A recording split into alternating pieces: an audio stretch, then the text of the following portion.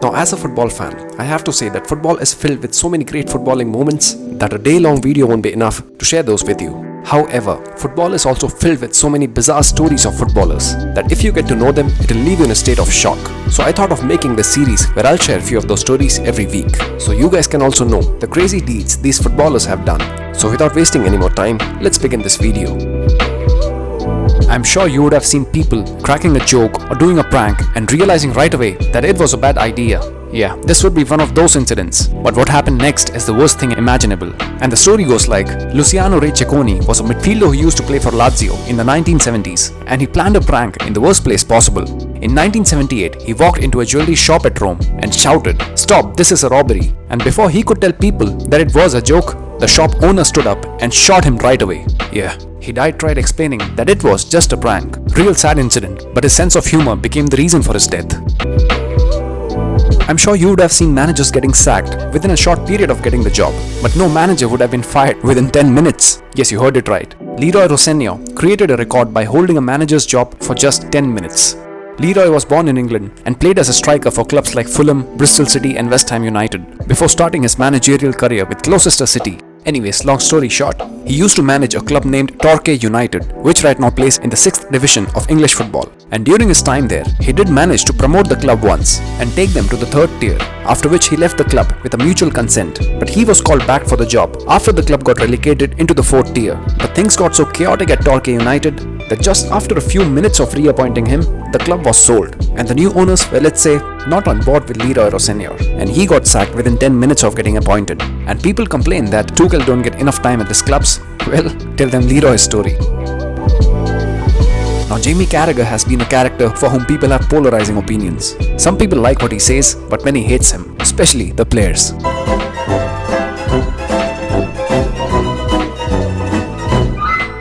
But the story is not about what he said as a football pundit, but rather what he did on the field and what it cost him. So the story goes like, Arsenal and Liverpool have shared some heated matches between them, and back in 2001, Liverpool defeated Arsenal in the FA Cup final thanks to Michael Owen's performance. But the next year, these teams met again, but this time at Highbury, Arsenal's former home ground, and the fans were, let's say, not very welcoming of Liverpool players, and the match was quite heated up. So what happened was, Dennis Bergkamp, the Arsenal legend, was sent off for a nasty looking stamp on Jamie Carragher. And after all the fighting and the drama, when the game restarted, a coin was aimed at Jamie Carragher by an Arsenal fan, which Jamie did not take very sportingly. He picked up the coin and threw it back to the Arsenal fan. Now, we don't know how strong the throw was, but bizarrely, 3 Arsenal fans claim to have been struck by the returning coin. The result, Carragher was shown a red card and a club fine of 40,000 euros. And not only that, he also lost his place for a few matches in the English squad. €1 coin became quite costly for him. You guys can read on the screen what Jamie later said about the whole incident. And moving on to the next story. Footballers during their time off are prone to do some crazy stuff, like getting drunk and hitting their sports cars, or getting arrested in a foreign country. But being in public is a little embarrassing, isn't it? But still, we have some brave players who have done that. And yes, while performing this art, they weren't sober. Chelsea's John Terry and West Ham's Hayden Foxey were 2 players who hit the headlines for being in public. In 2005, John Terry was about to become the captain of the England national team, but before that happened, he embarrassed himself. At a nightclub, John Terry was urinating into a pint of glass, and someone took the effort of filming that, which obviously went viral. I guess he couldn't hold on to his defensive lines there. At least John Terry was peeing into a glass. But what Foxey did was a bit more embarrassing than that. My man was having a good time. It was 2001 and the occasion was Christmas party at London's famous Sugar Reef Club. And I guess many of us would have had this feeling of not leaving the party for peeing. But people are afraid of getting embarrassed. But Foxey didn't care. My man urinated in the dance floor itself. Now that's a hard move to perform, even if you are a professional footballer.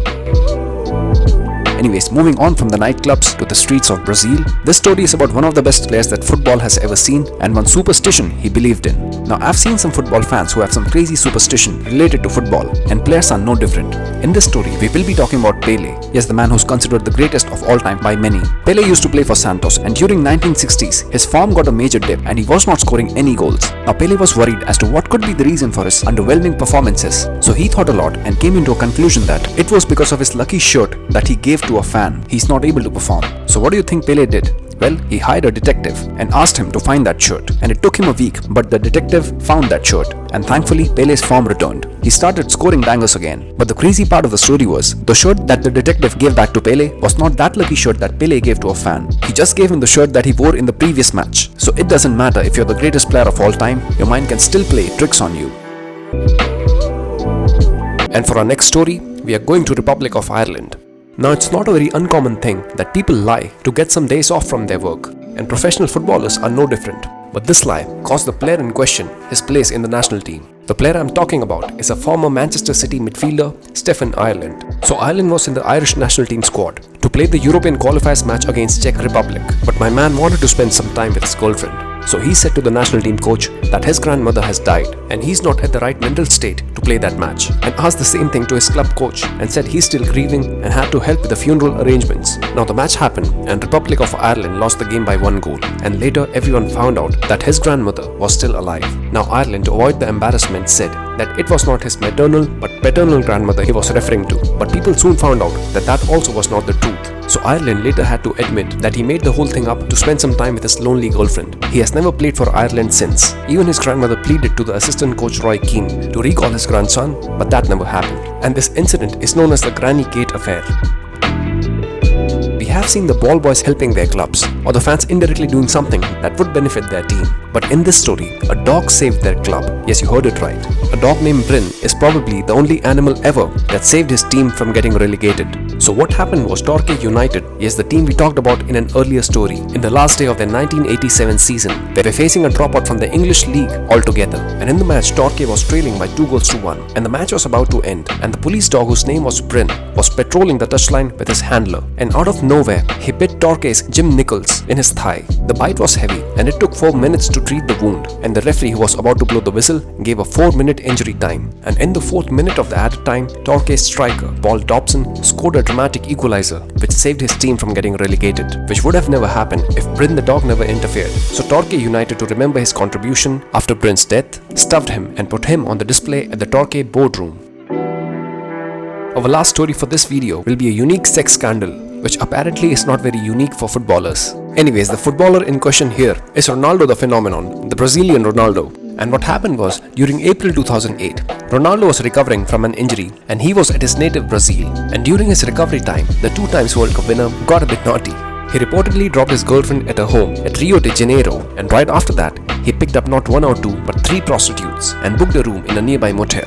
However, it was after entering the motel that he realized that the prostitutes were in fact male. Yeah, he booked a hotel room with 3 guys. My man would have been suffering from the feeling of disappointment and shock. And then Ronaldo says that those guys started extorting him for money.